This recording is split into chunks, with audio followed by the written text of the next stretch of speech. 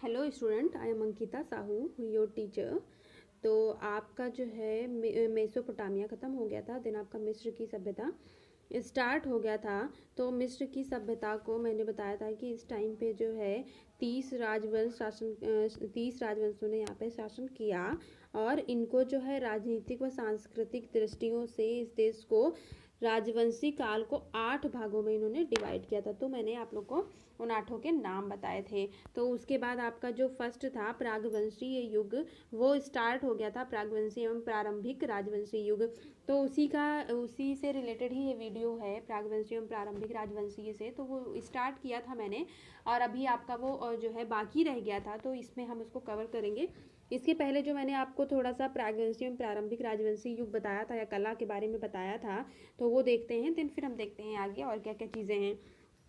तो प्रागवंशी मिस्र प्रारंभ में छोटे छोटे नगर राज्यों में विभाजित था। इन राज्यों की तुलना अनेक दृष्टि से सुमेरियन नगर राज्यों से की जाती थी। तो जो प्रागवंशी कला है या प्रागवंशी जो टाइम पीरियड है, काल है, तो वो जो है छोटे छोटे नगर राज्यों में विभाजित था। किस तरह, जैसे सुमेरियन नगर था, छोटे छोटे राज्य में विभाजित था, आपको बताया था, वैसे ही ये भी। तो इसकी तुलना जो है सुमेरियन नगर से की जाती है। किंतु सुमेरियन नगर राज्य जो है वो ऐतिहासिक युग में उत्पन्न हुआ था, लेकिन जो मिस्र की सभ्यता है, जो मिस्र के टाइम पीरियड है, वो सारे प्रागैतिहासिक के टाइम से ही देखने को मिलते हैं। तो नागरिक जीवन और देश के शासन के धर्म में इनका इतना अटूट संबंध था कि मिस्री भाषा में राज्य के लिए कोई शब्द नहीं था। तो ये जो है धार्मिक संबंध इनका राज्य से बहुत अटूट संबंध था, घनिष्ठ संबंध था इनका। और जो संस्था, वे राज्य को शाश्वत मानते थे, मतलब कभी खत्म होने वाला नहीं मानते थे, अपरिवर्तनशील संस्था मानते थे राज्य को। और इसका जो प्रतीक होता था वो फरोह होता था। आपको बताया था मैंने जो है लास्ट वीडियो में कि जो ये प्रतीक मानते थे फरोह, वो कोई भी चीज़ें हो सकती हैं, तो राज्य का जो प्रतीक होता था वो फरोह होता था। और मिस्री निवासी मृत्यु के जीवन का अंत न मानकर घटना विशेष मानते थे। उन्होंने परलौकिक जीवन की कल्पना बहुत कुछ अपने जीवन के अनुरूप की है। अब देखिए, जो मिस्र में रहने वाले लोग थे, तो जैसे हम लोग मानते हैं कि मृत्यु के पश्चात हमारे जीवन का अंत हो जाता है, तो ये जो है वो चीज़ें स्वीकार नहीं करते थे कि मृत्यु के बाद जीवन का अंत हो जाता है। तो इनका मानना था कि वो बस एक घटना है, जो मृत्यु है वो एक घटना है। उन्होंने परलौकिक जीवन की कल्पना, बहुत कुछ जो परलौकिक जीवन में होता है, तो वो अपने हिसाब से अपने जीवन के अनुरूप ही उसकी कल्पना, उसकी इमेजिनेशन कर लेते थे। और ये मानते थे कि जो मनुष्य होता है उसके साथ एक शक्ति विशेष आती है जिसको का कहते हैं, और वो जन्म के समय मनुष्य के साथ आती है, जीवन भर साथ रहती है, मृत्यु उपरांत भी वो तब तक मानव के साथ रहती है जब तक ईश्वरीय न्याय नहीं हो जाता, उस दिन तक वो उसके मकबरे में होती है। तो मृत्यु उपरांत उन्हें उन सभी चीज़ों की आवश्यकता पड़ती है जिसको वो अपने दैनिक जीवन में व्यवहार में लाते थे। इसी विचार को यूनानियों ने भी अपनाया हुआ था। तो ये जो है मानते थे कि जब इंसान मर जाता है तो उसके साथ जो आत्मा है का जो रहती है, उसको भी बहुत सारी चीज़ों की आवश्यकता पड़ती है। तो इसलिए वो जो दैनिक जीवन में मनुष्य सामान यूज़ करता है, उपकरण यूज़ करता है, वो उस मनुष्य के साथ दफना देते थे। तो ये सारी चीज़ें आपको मैंने लास्ट वीडियो में बता दी थी। अब देखते हैं कि और क्या है प्रागवंशी काल में। संभवतः मिस्र का यह दर्शन मिस्र निवासियों के पश्चिम देशों के लिए महत्वपूर्ण देन थी। यहाँ पे दिन लिखा हुआ है, इसको देन कर लेना आप लोग, ये यहाँ पे। तो ये जो मिस्र के जो दर्शन है या निवासियों के दर्शन मिस्र निवासियों के पश्चिमी देशों के लिए महत्वपूर्ण देन मानी जाती है। मिस्रवासी अपने फरोह जो ईश्वर के प्रतीक थे कि मृत शरीर को सदियों तक उसी रूप में देखना चाहते थे, और वे मृत शरीर को विशेष विधि द्वारा सुरक्षित रखने का उपाय भी जानते थे। तो जो मिस्रवासी थे तो वो अपने ईश्वर का प्रतीक फरोह को मानते थे। फरोह जो ईश्वर का प्रतीक थे, मृत शरीर को सदियों तक उसी रूप में देखना चाहते थे। जैसे इनका एक प्रतीक था फरोह, तो ये जो है वो कभी ये मानते थे कि वो कभी नहीं मरता है, तो वैसे ही ये मनुष्यों को भी या मृत शरीर को भी देखना चाहते थे। वो चाहते थे कि जो मृत शरीर है वो बहुत टाइम तक उसी तरह बनी रहे। तो वो जो है मृत शरीर को बहुत विशेष विधियों द्वारा उसको सुरक्षित रखने का उपाय भी जानते थे कि कैसे उसको सुरक्षित रखा जा सकता है मृत शरीर को, ताकि वो वैसी की वैसी ही बनी रहे जैसे फरोह होता है। तो अब आगे देखते हैं। प्रारंभ में रेत में गड्ढा खोद कर मृतकों को दफनाया जाता था, किंतु धीरे धीरे यह मस्तबा अर्थात चबूतरे का रूप धारण करने लगा और प्राचीन राजवंश में पिरामिडों में परिणित हो गए।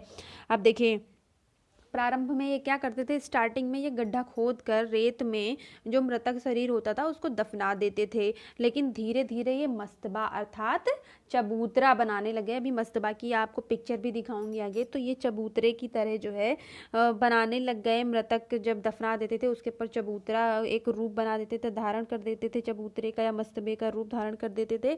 उसके बाद क्या हुआ, प्राचीन राजवंश में पिरामिडों में परिणित हो गया। अभी आप प्राचीन राजवंश आगे पढ़ेंगे तो प्राचीन राजवंश में वो पिरामिड आपने बहुत सुने होंगे पिरामिड के बारे में, तो मिस्र के पिरामिड, तो ये जो है उसमें परिणित मतलब उसका रूप इन्होंने ले लिया, पिरामिड में परिणित हो गए सॉरी। तो मस्तबे में सबसे नीचे एक शव कक्ष बनाया जाता था जिसमें मृत शरीर के रासायनिक क्रिया द्वारा सुरक्षित कर कास्ट पेटिका में रखकर अंदर बंद कर दिया जाता था। अब देखिए जो मस्तबा होता था इनका, तो उसमें सबसे नीचे शव कक्ष बनाया जाता था उस मस्तबे में, और जिसमें मृत शरीर के रासायनिक क्रिया द्वारा सुरक्षित कास्ट पेटिका में रखकर अंदर बंद कर दिया जाता था।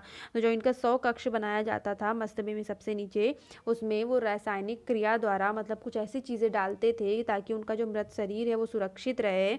तो उसको फिर कास्ट पेटिका, लकड़ी की बनी हुई पेटिका में, जो ताबूत बताया था आप लोग को, तो उसमें जो है इसको रख देते हैं और उसी के अंदर फिर इसको बंद कर दिया जाता है। उसी शव कक्ष के अंदर जो है इसको रख दिया जाता है और लकड़ी की कास्ट पेटिका में शव को रखकर बंद कर दिया जाता है। अब आगे देखते हैं कि क्या है।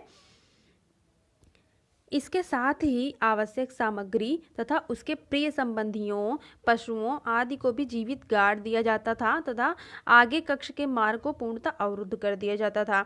अब देखिए जो मृतक शरीर होता था तो उसके साथ साथ वे बहुत सारी सामग्री गाड़ते थे। आपको बताया लास्ट वीडियो में और अभी स्टार्टिंग में भी बताया कि जब इनके किसी भी मानव की मृत्यु हो जाती है तो ये उसके साथ बहुत सारी आवश्यक सामग्री जो यूज में लाता था उसको गाड़ देते थे।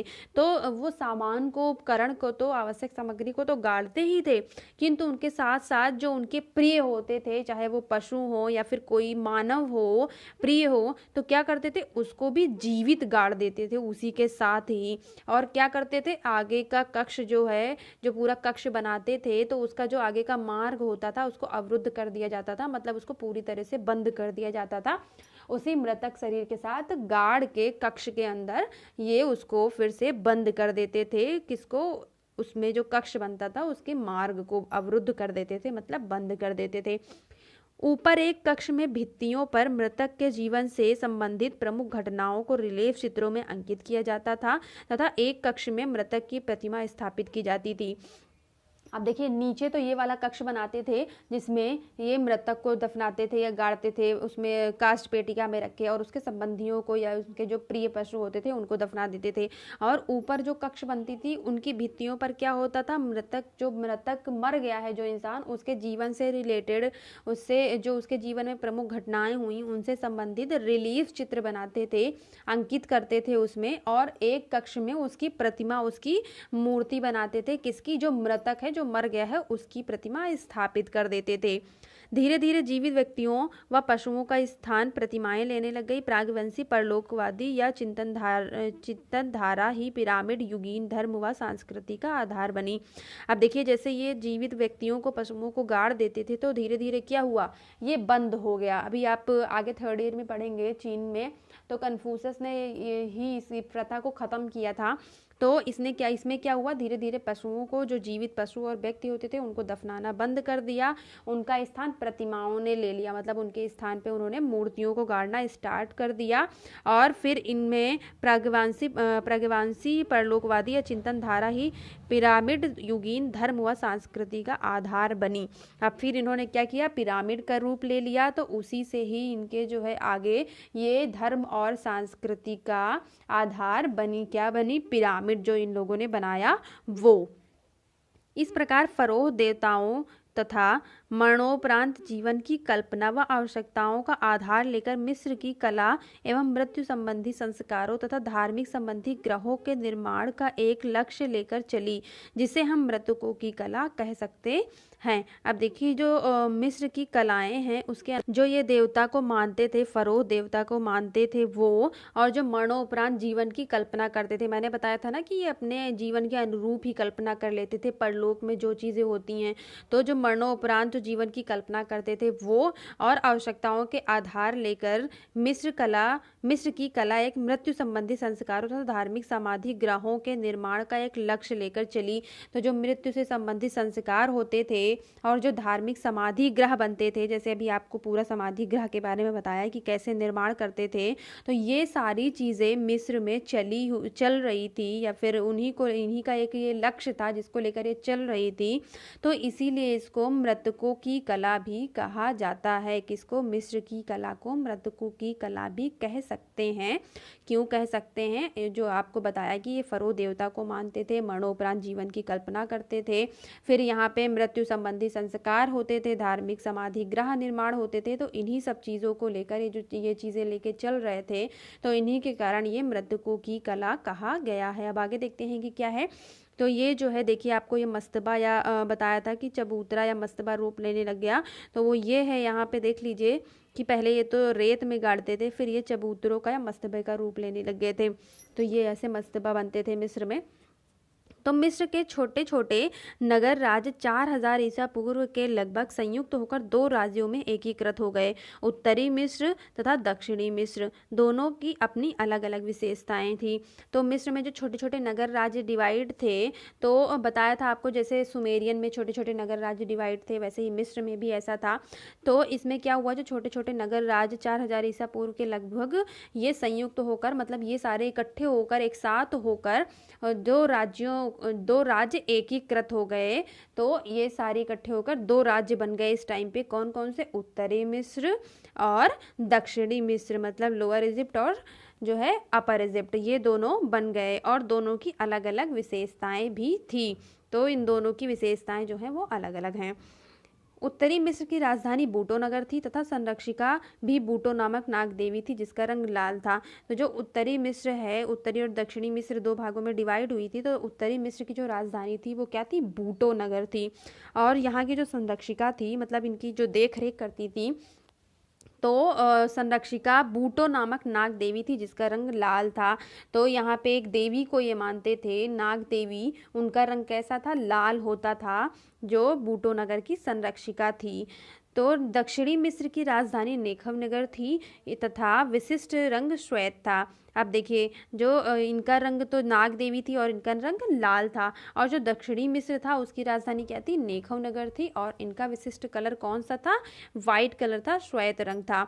तो ये आपका जो है प्राग्वंशी युग है। अभी आपका आगे थोड़ा और प्राग्वंशी युग बाकी है, वो भी बता दूंगी नेक्स्ट वीडियो में। अभी इस वीडियो से रिलेटेड अगर आपको कोई भी चीज़ें नहीं समझ में आई हो तो मुझे मैसेज कर सकते हैं, या फिर जूम मीटिंग पे डिस्कस कर सकते हैं। तो आपका मिस्र की कला स्टार्ट हो गया है, मिस्र युग स्टार्ट हो गया है। तो ये सारी चीज़ें आप स्टार्टिंग से पढ़ते चलिए, और जो भी चीज़ें नहीं समझ में आई हैं वो मुझसे पूछ लीजिए। Thank you.